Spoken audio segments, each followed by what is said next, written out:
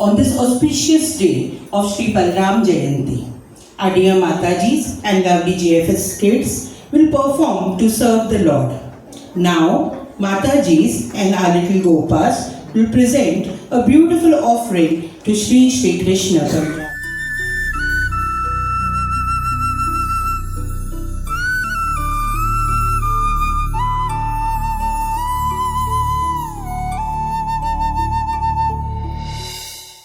वृंदावन में भगवान श्री कृष्ण अपने भाई बलराम के साथ अनेक नित्य लीला करते हैं, जिससे उनके भक्तों को आनंद मिलता है।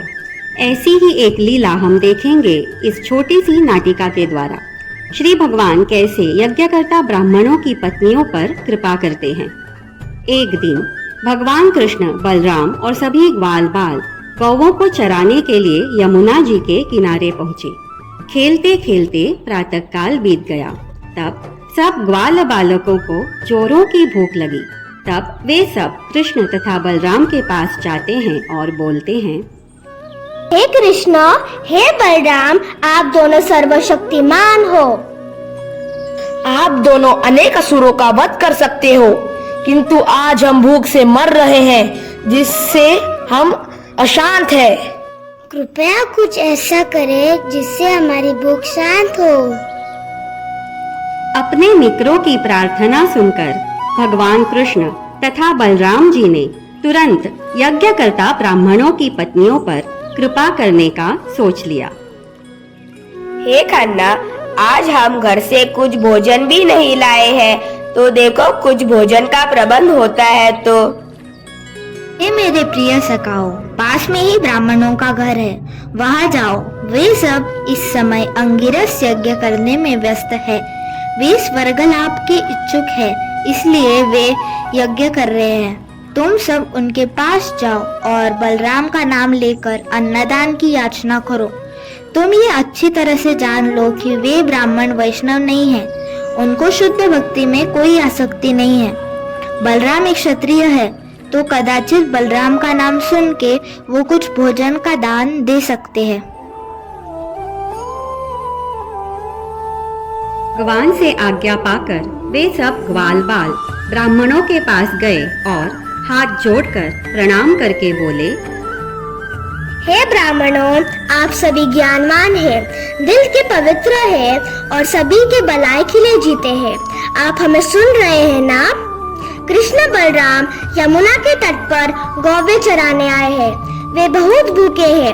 उन्होंने हमें यहाँ पर भेजा है कि आपके पास आकर कुछ भोजन की प्राप्ति करें। आपने कृष्ण बलराम का नाम तो सुना ही होगा, कृपा करके कुछ भोजन की व्यवस्था कीजिए। अरे, ये ब्राह्मण कुछ ध्यान नहीं दे रहे हैं। अब हम क्या करें? चलो हम वापस जाकर कृष्ण और बलराम को बताते हैं। हाँ, चलो चलते हैं। ये ब्राह्मण भौतिक शरीर की सारी सुविधाओं में रुचि रखने वाले थे और वे स्वर्गलाभ के इच्छुक थे। वे कंस के भय के अधीन थे, अतः वे कृष्ण की स्थिति को समझने में असमर्थ थे। वे उनकी बातें अनसुनी कर रहे थे और ग्वाल बालकों को हाँ या ना भी नहीं बोल रहे थे। तो उदास होकर ग्वाल बाल कृष्ण के पास वापस आते हैं और बीती घटना को सुनाते हैं। तब कृष्ण बोलते हैं, हे मेरे प्रिय सखाओ, आप उदास मत होना। भिक्षा में ऐसा ही होता है, कभी दान मिलता है तो कभी दान नहीं मिलता। एक भिक्षुक को कभी आशा नहीं करनी चाहिए कि हमेशा सफलता मिले। अभी मेरे पास एक उपाय है। तुम लोग अभी ब्राह्मणों के पत्नी के पास जाओ और भोजन का दान मांगो। वे सब मेरे परम भक्त हैं। मेरे और बलराम का नाम सुन के वो अवश्य ही भोजन का दान देंगे। कृष्ण तथा बलराम की आज्ञा पर वे सारे ग्वाल सखा ब्राह्मणों की पत्नियों के पास पहुँचे। वे अपने घर के भीतर बैठी थीं और वे सभी आभूषणों से अलंकृत थीं। अभी तक ब्राह्मण पत्नियां कभी कृष्ण और बलराम से मिली नहीं थी, बस सुना था ब्रजवासियों से उनके बारे में, और उसी से वे सब उनकी शुद्ध भक्त बन गई थी। उन्हें देखकर बाल बालकों ने दंडवत प्रणाम करते हुए कहा, हे माताओं, हम यहाँ पर कुछ कार्य हेतु आए हैं। हाँ हाँ कहो, क्या काम है आपका? ये हमारा नहीं, कृष्ण और बलराम का काम है। कृष्ण बलराम? वे इस समय पास में गौएं चराने आए हैं। वह बहुत भूखे हैं। कृपया करके कुछ भोजन का प्रबंध कीजिए। क्या कृष्ण बलराम आए हैं जिनका हम सदैव चिंतन करते हैं?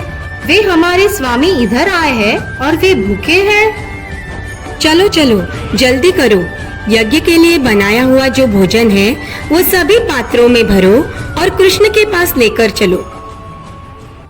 कृष्ण बलराम का नाम सुनते ही वे ब्राह्मण पत्नियां तुरंत अनेक स्वादिष्ट व्यंजनों को पात्रों में भरने लगी। वे भगवान की शुद्ध भक्त थीं और सदैव भगवान के चिंतन में मग्न रहती थीं। उन्होंने सभी पात्रों को व्यंजनों से भर दिया और भगवान के पास जाने के लिए तैयार हो गई। तब जल्दी करो, हमें भोजन दो। आप हमें क्षमा करें, अब हम भोजन नहीं दे सकते। हम यमुना किनारे वन में जा रहे हैं। यमुना किनारे? पर क्यों? ये भोजन तो यज्ञ के लिए है, आप उन्हें नहीं दे सकते। आपकी बात सही है, परंतु अभी इस समय भगवान जो सबके स्वामी अंतर्यामी है वो भूखे हैं, तो कृपया हमें जाने की आज्ञा दे।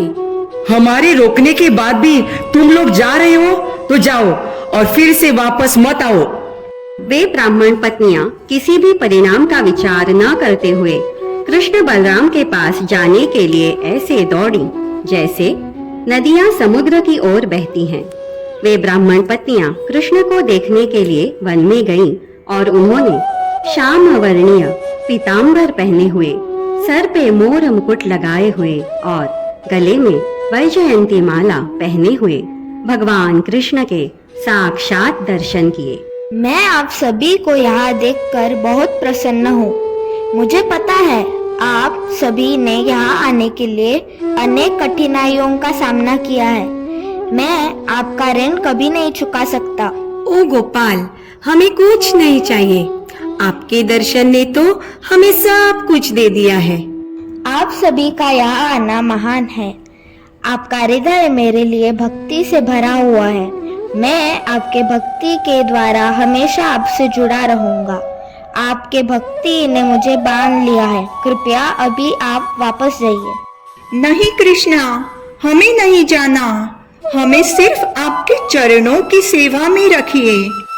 मेरी प्रिय ब्राह्मण पत्नियों, आप सभी मुझे बहुत प्रिय है। आपने आपका जीवन मुझे समर्पित किया है। आपको ऐसा कुछ नहीं करना चाहिए जिससे मुझे कष्ट हो।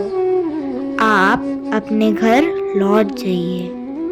आप मेरा नाम लेते रहेंगे तो मैं आपके हृदय में सदा वास करता रहूँगा। आप निश्चिंत रहिए कि घर लौटने पर न तो आपके पति उपेक्षा करेंगे, न ही आपके भाई और पिता आपको इनकार करेंगे, क्योंकि आप मेरे शुद्ध भक्त हो। आपके दिव्य संग से और मेरी कृपा से आपके पति का हृदय परिवर्तन होगा। घबराना मत। आपके शुद्ध भक्ति का गुणगान युगों युगों तक होगा।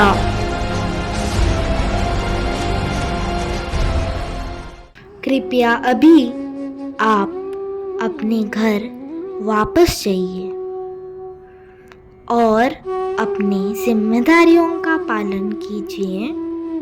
भक्ति को केंद्र में रखकर सब कुछ ठीक होगा मेरी कृपा से। सभी ब्राह्मण पत्नियां कृष्ण का उपदेश मानती हैं।